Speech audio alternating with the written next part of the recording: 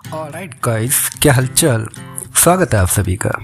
Guys, आज हम बात करेंगे स्क्विड गेम वेब सीरीज़ के फैक्ट्स के बारे में और जानेंगे सीरीज़ से जुड़ी कुछ अनूठी और दिलचस्प बातें बिना किसी स्पॉइलर के। और अगर आपने अभी तक ये सीरीज़ नहीं देखी है तो ज़रूर देखिए नेटफ्लिक्स पर कि कैसे कर्ज में डूबे, फाइनेंशियल क्राइसिस और हालात के मारे किस तरह से अपनी मजबूरियों के चलते एक ह्यूज प्राइज मनी जीतने की आस में एक ऐसी जगह पहुंच जाते हैं जहां पर एलिमिनेट होने का मतलब कोई घर वापसी नहीं है। तो चलिए आज की यात्रा शुरू करते हैं। वीडियो को अंत तक ज़रूर देखिएगा और चैनल को लाइक, शेयर और सब्सक्राइब करना मत भूलिएगा। देखते हैं क्या बताती है आज हमें।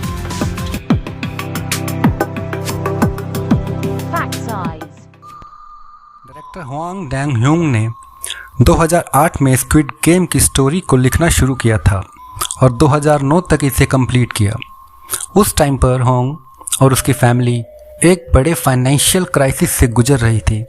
यहाँ तक कि एक बार तो हुआंग को अपनी स्क्रिप्ट और स्टोरी लिखना छोड़कर अपना लैपटॉप तक बेचना पड़ गया था।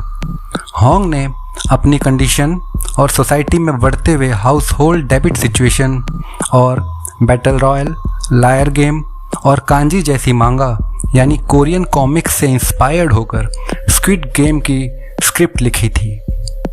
My father, silenced, the fortress और मिस ग्रेनी जैसी सफल मूवी बनाने वाले हुआंग तक को तब इस प्रोजेक्ट का प्लॉट बड़ा कॉम्प्लेक्स, अनफेमिलियर और ब्रूटल है कहकर रिजेक्ट कर दिया गया था।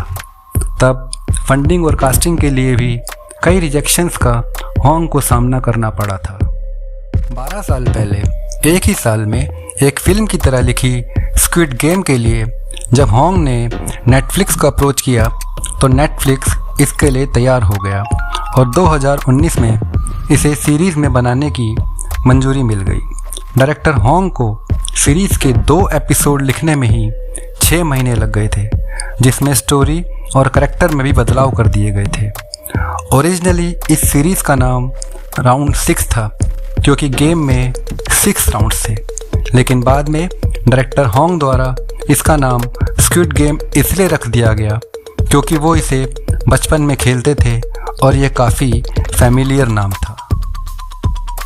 सीरीज़ में दिखाए गए मिस्टीरियस बिजनेस कार्ड पर जो 8 डिजिट का फ़ोन नंबर लिखा था वो एक डमी नंबर ना होकर एक रियल नंबर था, जिसकी ऑनर का कहना था कि वो रोज़ तकरीबन 4000 कॉल्स को फेस कर रही थी और इस फ़ोन नंबर को ख़रीदने के लिए साउथ कोरिया के प्रेसिडेंशियल कैंडिडेट हुश क्योंग-युंग ने $85 यानी 100 मिलियन वॉन कोरियन करेंसी में ख़रीदने का ऑफ़र तक कर दिया था। सीरीज़ में कंफ्यूज्ड और अट्रैक्ट करने वाली जो अतरंगी सीढ़ियाँ दिखाई गई है वो फेमस डच आर्टिस्ट और ग्राफिक पेंटर MC ईशर के आर्टवर्क रिलेटिविटी से इंस्पायर्ड है, जो एक इम्पॉसिबल शेप पेनरोज ट्रायंगल है और 1953 में प्रिंट किया हुआ एक लिथोग्राफ प्रिंट है।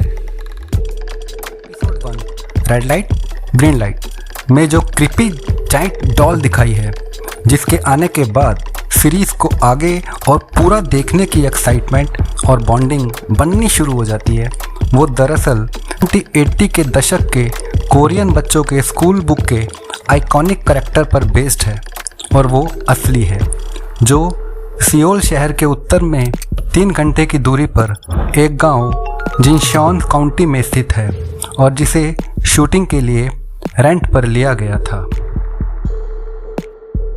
Red light green light game में पार्टिसिपेट करने वाले सभी के सभी 456 पार्टिसिपेंट्स असली थे और सबने अपने स्टंट्स खुद किए थे। ये पूरा का पूरा सीन रियलिस्टिक रहे, इसलिए इस सीन में किसी भी CG या इफ़ेक्ट्स का सहारा नहीं लिया गया था। पार्टिसिपेंट्स और गार्ड की यूनिफॉर्म का ड्रेस कोड ग्रीन और पिंक का रखना इंडिविजुअलिटी और पर्सनैलिटी को ख़त्म करना दर्शाता है।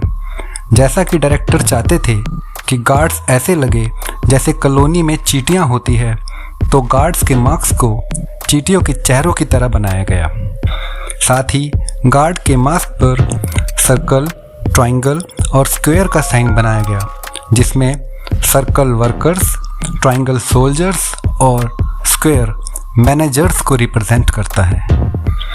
खुद को गॉड से कंपेयर करने वाले गेम के क्रिएटर्स कॉफीन को भी गिफ्ट रैप करके ये दर्शाते हैं कि वो मौत भी उन्हें तोहफे की तरह दे रहे हैं, जहां ब्लैक कॉफीन फ्रंटमैन और पिंक रिबन गार्ड को रिप्रेजेंट करता है। रूम की वॉल पर बनाए गए सभी डूडल जो पहले बेडशीट से ढके हुए थे, गेम्स के क्लू थे।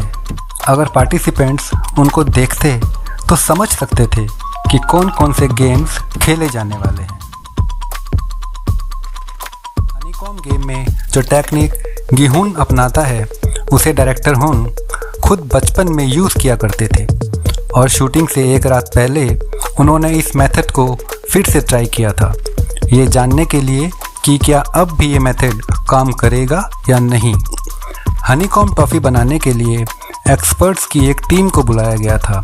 साथ ही शूटिंग के दौरान पार्टिसिपेंट्स के साथ एक एक्सपर्ट्स हमेशा रहता था, जो उसे मेल्ट हो चुकी या टूट चुकी या दूसरी साइड से शूट करने के लिए एक नई टॉफ़ी देने के लिए हर वक्त तैयार रहता था।